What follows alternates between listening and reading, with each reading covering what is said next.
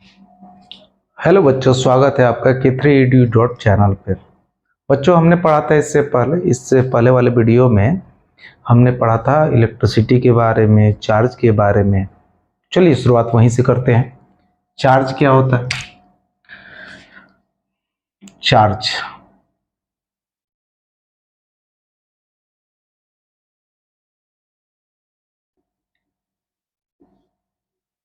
Charge is the fundamental particles of an atom. Charge is the fundamental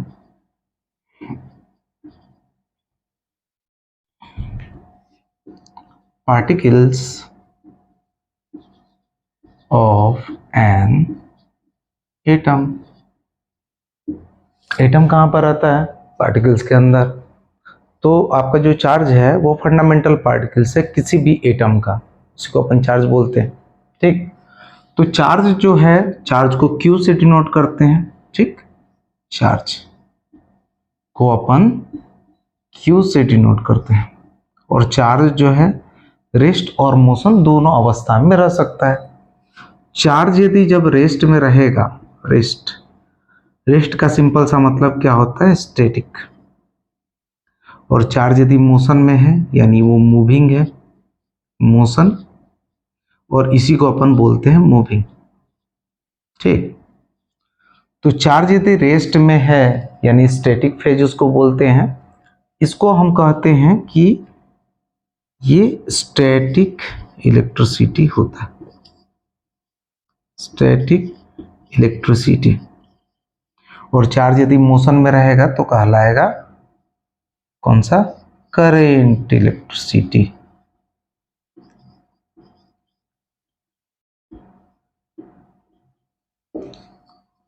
charge यदि rest में है तो उसको हम पढ़ते हैं स्टैटिक इलेक्ट्रिसिटी के अंदर। और चार्ज यदि मोशन में रहता है तो उसको करेंट इलेक्ट्रिसिटी में पढ़ा जाता है। यानी चार्ज पहले रेस्ट में था, उसको मूविंग फेज में आता है ना। चलिए इसके आगे हम लोग बात करेंगे। ठीक, इसके बाद जो अगली कैटेगरी है वो है सबस्टांस को इलेक्ट्रिकल कैटेगरी के हिसाब से बांटने की। ठीक, तो समझते हैं। Substances can be substances can be mainly divided into two electrical categories, two electrical categories, two electrical categories। Substance को इलेक्ट्रिकल कैटेगरीज जो है, दो इलेक्ट्रिकल कैटेगरीज में हम डिवाइड करते हैं सबस्टांस को। सबस्टांस मतलब क्या? मैटर, है ना। यानी मैटर को ही दो पार्ट्स में डिवाइड किया गया है, जिसका पहला पार्ट्स है, पहला पार्ट्स कंडक्टर, और दूसरा पार्ट जो है वो है इंसुलेटर। कौन है? इंसुलेटर। ठीक है, तो समझेंगे इसमें कि what is conductor, what is insulator. Conductor क्या होता है? कंडक्टर एक सबस्टांस का ही पार्ट है। तो कंडक्टर को कंडक्टर क्यों कहते हैं, इंसुलेटर को इंसुलेटर क्यों कहते हैं, ये समझेंगे हम लोग। ठीक है ना। तो कंडक्टर क्या है? Those substances through which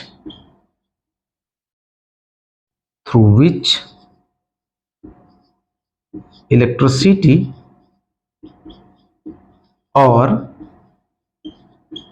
electric charge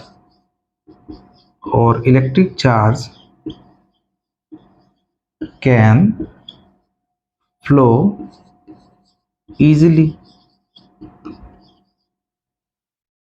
are called conductor।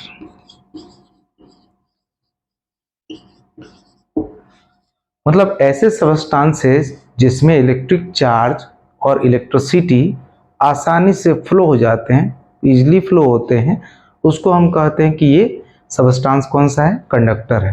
ठीक है, ऐसा क्यों होता है कि कंडक्टर में ही आपका इलेक्ट्रिक चार्ज, इलेक्ट्रिसिटी फ्लो होती है? इसके पीछे कॉज क्या है?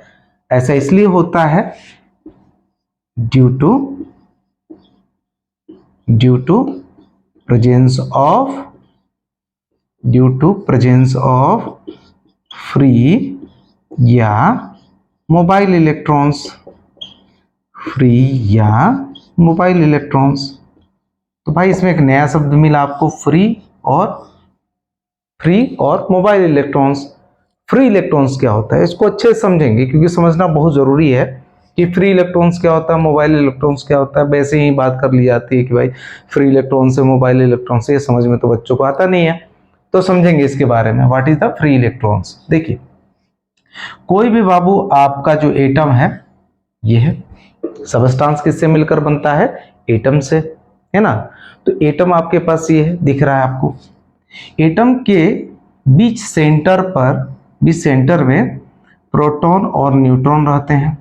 कौन रहते हैं? प्रोटॉन और न्यूट्रॉन। और इलेक्ट्रॉन जो है ये इस ऑर्बिट में घूमता है, जो 9th के अंदर हम लोग पढ़े होंगे, है ना। तो इलेक्ट्रॉन जो है आपका ये इस ऑर्बिट पर घूमता है, मूव करता है। ठीक है, यदि मान लो बहुत बड़ा एटम है तो उसके ऑर्बिट्स भी बढ़ जाएंगे, है ना, ऑर्बिट भी बढ़ जाएंगे, सिंपल सी बात है। तो देखो भाई, ये प्रोटॉन और इलेक्ट्रॉन के बीच में कौन सा अट्रैक्शनल फोर्स लगता है? इस फोर्स का नाम होता है इलेक्ट्रोस्टैटिक। कौन सा नाम होता है? Electrostatic force of attraction. Electrostatic force of attraction, यानी ये फोर्स ऑफ अट्रैक्शन किसके किसके बीच लग रहा है? इलेक्ट्रॉन प्रोटॉन के बीच में लग रहा है। किसके किसके बीच में? इलेक्ट्रॉन प्रोटॉन के बीच में। और ये एटम किस फेज में है? स्टैटिक, यानी रेस्ट फेज में है, इसलिए इसका नाम हुआ electrostatic force of attraction. Is that clear? ये आप समझ गए? ठीक। अब आपने बच्चों एक रूल जाना होगा कि जितना डिस्टेंस बढ़ता है उसके हिसाब से फोर्स क्या होता है? रिड्यूस होता है। इसको हम बोलते हैं इनवर्स स्क्वायर लॉ। क्या बोलते हैं इसको? इनवर्स स्क्वायर लॉ बोलते हैं ना। कौन सा लॉ बोलते हैं? Inverse square law. Inverse square law क्या बोलता है भाई? कि F is inversely proportional to the square of distance between them. यानी ये जो डिस्टेंस है, यहां तक मान लो आप बढ़ा दी, ये डिस्टेंस r ले लिए, पहले डिस्टेंस यहां था, फिर मान लो यहां था, अब यहां है, तो डिस्टेंस यहां पर ज्यादा हुआ। तो जिसका डिस्टेंस ज्यादा होगा उसका फोर्स ऑफ अट्रैक्शन कम होगा। यानी कहने का मतलब कि फोर्स यहां पर कम लगेगा।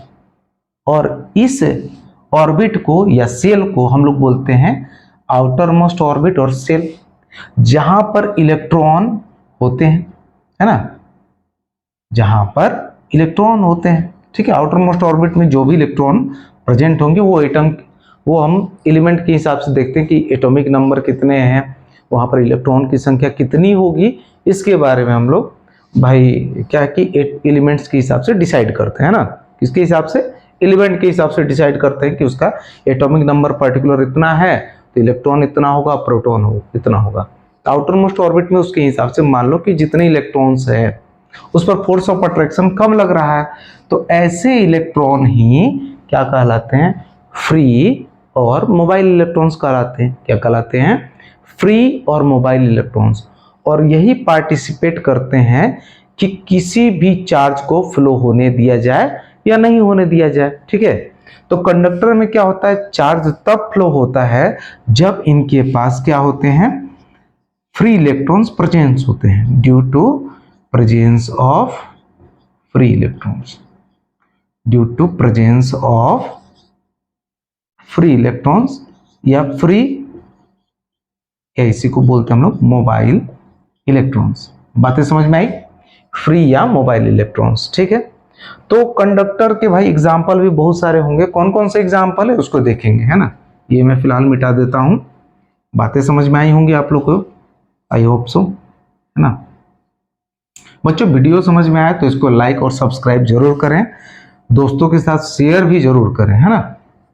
चलिए आगे बात करते हैं भाई। इसके एग्जाम्पल कंडक्टर का कौन है, यानी एग्जाम्पल्स ऑफ कंडक्टर्स। किसके एग्जाम्पल भाई, कंडक्टर्स के एग्जाम्पल क्या क्या है। सबसे पहला एग्जाम्पल मेटल्स, है ना, मेटल्स लाइक सिल्वर। सिल्वर को Ag से डिनोट करते हैं। कॉपर, कॉपर को Cu से डिनोट करते हैं। एल्यूमिनियम, एल्यूमिनियम, एल्यूमिनियम को Al से डिनोट करते हैं। और भी बहुत सारे हैं मेटल जो कंडक्शन का काम करते हैं, यानी कंडक्टर के एग्जाम्पल। कुछ एलॉयज की बात करेंगे। एलॉयज, एलॉयज क्या होते हैं भाई, एलॉयज जो हैं मेटल और मेटल का एक कॉम्बिनेशन है, जिसको हम लोग सॉल्यूशन के अंदर पढ़ते हैं, या हम कहें मेटल और नॉन मेटल का कॉम्बिनेशन भी एलॉय कहा जाता है। तो एलॉय कौन कौन से हैं, सबसे पहला एलॉय नाइक्रोम। नाइक्रोम जो होता है ये एक एलॉय है जो कंडक्टर होता है, ठीक है। उसके बाद बात करेंगे कॉन्स्टानन की, मैंगानीन, ये सब क्या है भाई, एलॉय है, और ये सब भी कंडक्टर है, ठीक है। ह्यूमन बॉडी की बात करते हैं, आदमी का शरीर, है ना, ह्यूमन बॉडी, ये भी एक कंडक्टर है, ठीक है ना। कार्बन, कार्बन जिसमें प्रेजेंट रहता है लाइक ग्रेफाइट, ग्रेफाइट, कार्बन एक नॉन मेटल है ना, लेकिन ग्रेफाइट क्या होता है, कंडक्टर काम करता है, कंडक्टर का काम करता है। ग्रेफाइट रहता है कहाँ है भाई, हाँ, ग्रेफाइट रहता है पेंसिल के अंदर। कहाँ पे रहता है, पेंसिल के अंदर, उसको आपने देखा होगा, वो ग्रेफाइट होता है और वो बेसिकली क्या है, कंडक्टर है। कंडक्टर क्या होता है आप समझ ही चुके होंगे, फिर भी मैं रिपीट कर देता हूँ। कंडक्टर क्या होते हैं, ऐसे सबस्टांस जिसमें इलेक्ट्रिक चार्ज या इलेक्ट्रिसिटी आसानी से फ्लो होता है, उसको हम बोलते हैं कंडक्टर। और ऐसा क्यों होता है, ऐसा इसलिए होता है कि उसके अंदर फ्री इलेक्ट्रॉन प्रेजेंट रहते हैं। एग्जाम्पल्स में कुछ मेटल जैसे आपके सिल्वर हो गया, कॉपर हो गया, एल्युमिनियम हो गया, ये सब के सब कंडक्टर हैं। एलॉय है नाइक्रोम, कॉन्स्टानन, मैंगानीन, ये सब आपके कंडक्टर हैं। ह्यूमन बॉडी भी कंडक्टर है, साथ साथ कार्बन लाइक ग्रेफाइट ये भी कंडक्टर है, ठीक। अब बात करते हैं हम लोग दूसरे टाइप की, जिसका नाम है इंसुलेटर। सबस्टांस के दो टाइप थे, कंडक्टर और इंसुलेटर। अब बात करते हैं इंसुलेटर का, ठीक। चलिए फटाफट बात करते हैं इसके बारे में, है ना।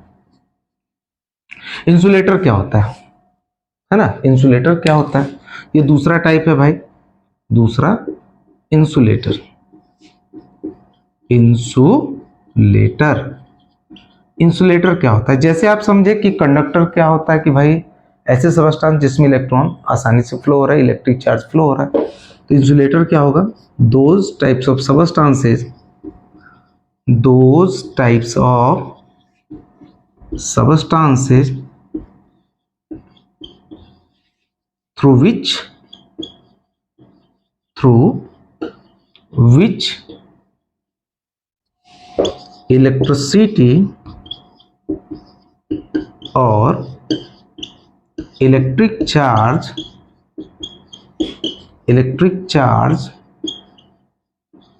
cannot flow।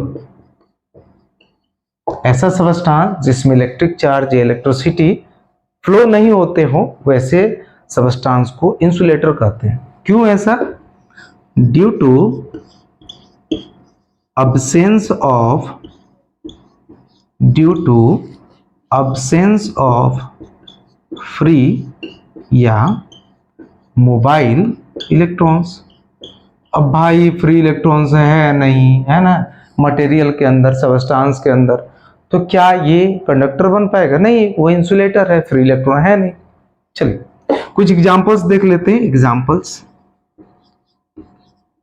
एग्जांपल्स की बात करें तो बहुत सारे एग्जांपल्स हैं, है ना। सबसे पहला एग्जांपल हम बात करेंगे ड्राई वुड, यानी सूखी लकड़ी जो है वो क्या एग्जाम्पल है किसका, इंसुलेटर का। प्लास्टिक की बात करेंगे वो भी इंसुलेटर है। ड्राई एयर की बात करेंगे वो भी इंसुलेटर है ना। माइका की बात करेंगे वो भी इंसुलेटर है ना। बेकेलाइट की बात करेंगे ये भी इंसुलेटर, ठीक है। बेकेलाइट, ईटीसी, बहुत सारे इंसुलेटर है। तो इंसुलेटर क्या होता है भाई, इंसुलेटर उसको कहते हैं जिसमें इलेक्ट्रिसिटी आसानी से फ्लो नहीं हो पाती, उसको हम इंसुलेटर कहते हैं, ठीक है। चलिए यहां तक बात हो गई। अब हम अगले टॉपिक की तरफ बढ़ेंगे, है ना। अगला टॉपिक क्या है, अगला टॉपिक है आपका इलेक्ट्रिक करंट। इलेक्ट्रिक करंट, ठीक। तो इलेक्ट्रिक करंट के बारे में समझेंगे, इलेक्ट्रिक करंट है क्या। उसके बाद अगला जो टॉपिक मिलेगा आपको इलेक्ट्रिक सर्किट का मिलेगा, ठीक है। चलिए बात करते हैं हम लोग इलेक्ट्रिक करंट का, है ना। नया टॉपिक आपका electric current. Electric current, electric current क्या होता है ना। इलेक्ट्रिक करंट का सबसे पहले हम लोग समझेंगे कि सिंबल क्या होता है भाई, कैसे इसको रिप्रेजेंट करते हैं। सिंबल इसका होता है बड़ा वाला आई चाहे छोटा वाला आई से हम लोग डिनोट करते हैं किसको, करंट को, ठीक है। करंट का जो सिंबल होता है बड़ा वाला आई और छोटा वाला आई, करंट कहते हैं किसको। इसका डिफिनीशन समझते हैं, है ना। जो आपका चार्ज है फ्लो हो रहा है, मोशन में आ गया टाइम के रिस्पेक्ट में, उसी को अपन बोलते हैं करंट। यदि चार्ज फ्लो हो रहा है टाइम के रिस्पेक्ट में तो उसको अपन करंट बोलते हैं। तो कैसे बोलेंगे डिफिनीशन में, the rate of flow of charge, rate of flow of charge is called current, या हम लोग कहेंगे charges flow with respect to time is called current, ठीक है। चलिए इसको कैसे लिख सकते हैं हम लोग, लिखने का तरीका क्या होना चाहिए। इलेक्ट्रिक करंट और कहां फ्लो होगा भाई, कंडक्टर में फ्लो होगा, और कंडक्टर के पास क्या होना चाहिए, एरिया होता है। तो हम लोग इसको डिफाइन अच्छे से करते हैं ना। Electric current, electric current is expressed bye, electric current is expressed bye amount of charge, electric current is expressed by amount of charge,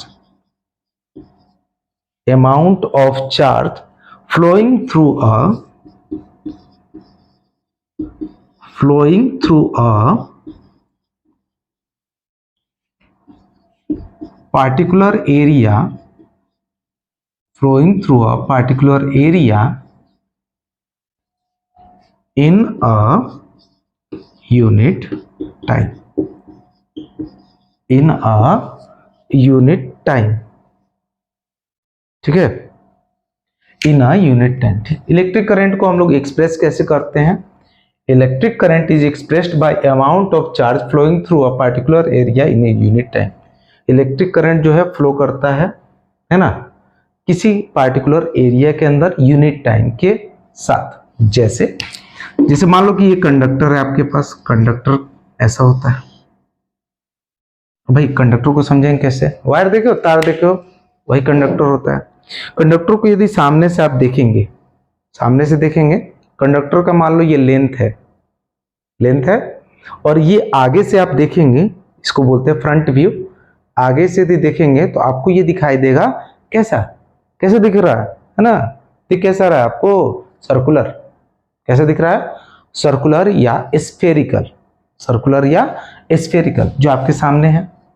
इसको हम लोग बोलते हैं एरिया ऑफ क्रॉस सेक्शन। ये क्या है, कंडक्टर है भाई, क्या है, कंडक्टर है, ठीक। क्यों बता रहे हैं समझेंगे। इसको बोलते हैं एरिया ऑफ क्रॉस सेक्शन, उसको डिनोट करते हैं हम लोग ए से। कंडक्टर का लेंथ होता होगा तो लेंथ को हम लोग डिनोट करते हैं एल से, किससे, एल से डिनोट करते हैं। तो इसमें सिंपल सी बात है, क्या फ्लो होगा, चार्ज फ्लो होगा।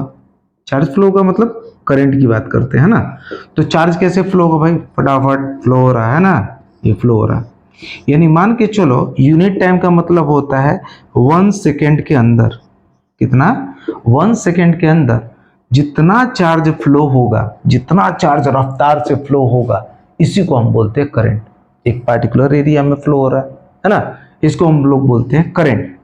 तो ये क्या हो रहा है, मान लो कि यहां पर 4 कूलम का चार्ज फ्लो हो रहा है ना, क्या हो रहा है, 4 कूलम का चार्ज फ्लो हो रहा है।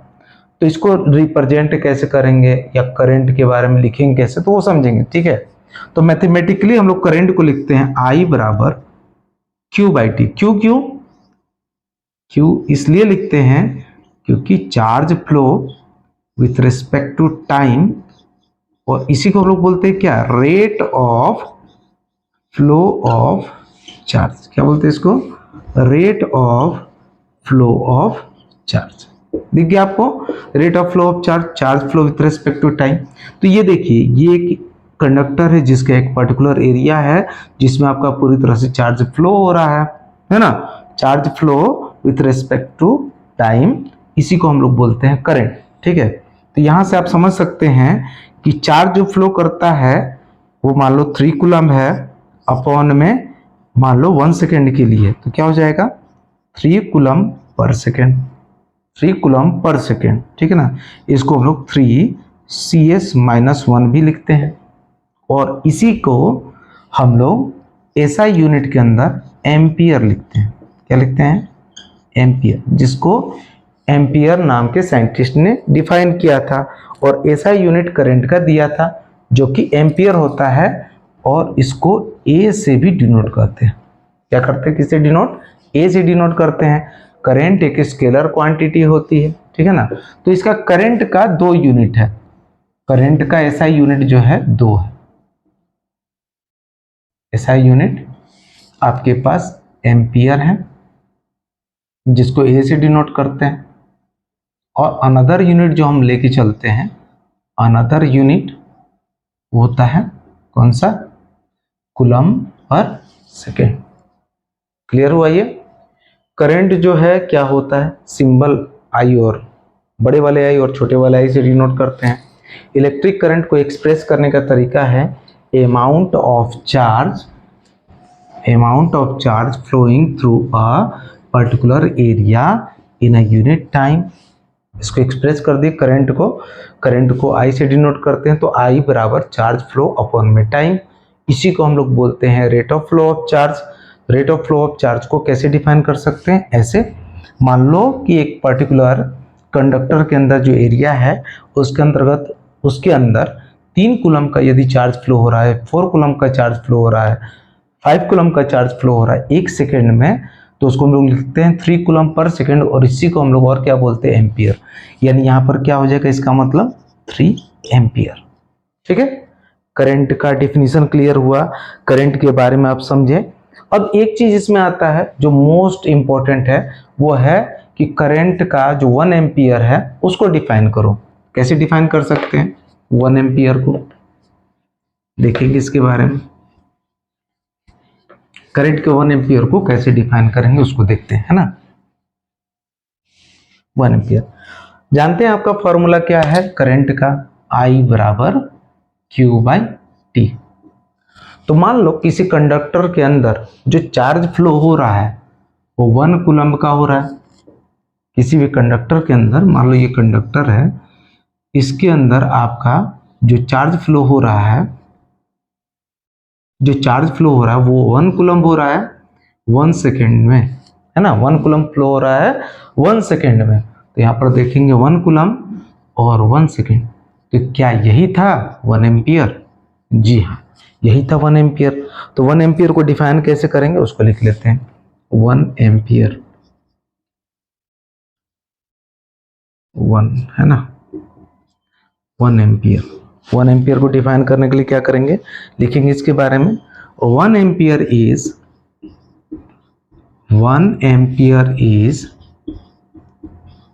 constituted by flow of 1 coulomb of charge, 1 coulomb of charge 1 coulomb of charge पर सेकेंड है ना। 1 ampere is constituted by flow of 1 coulomb of charge पर सेकेंड, दैट मीन्स 1 कूलम्ब पर सेकेंड, और यही क्या था 1 एम्पियर के बराबर। Is that clear? चलिए फटाफट एक क्वेश्चन कर लेते हैं, एक न्यूमेरिकल प्रॉब्लम लगा लेते हैं, इससे और ज्यादा क्लियर होगा चीज, है ना।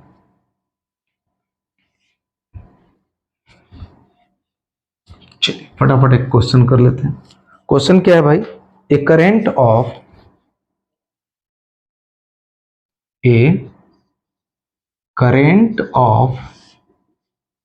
0.5 ampere, a current of 0.5 ampere is drawn by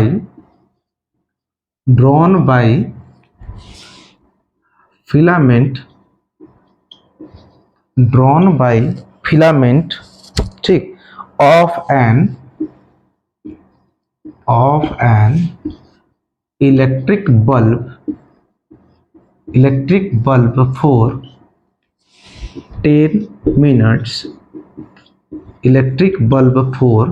10 minutes, find the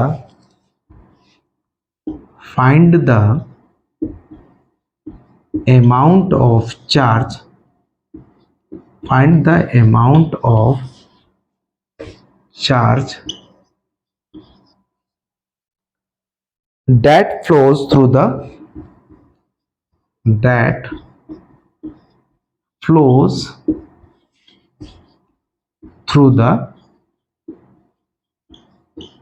circuit.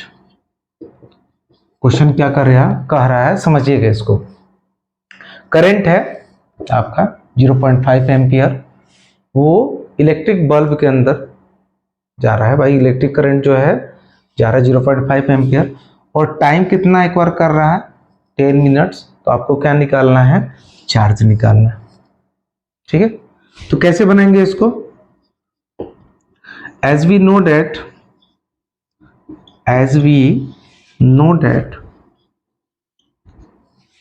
current I is equal to Q by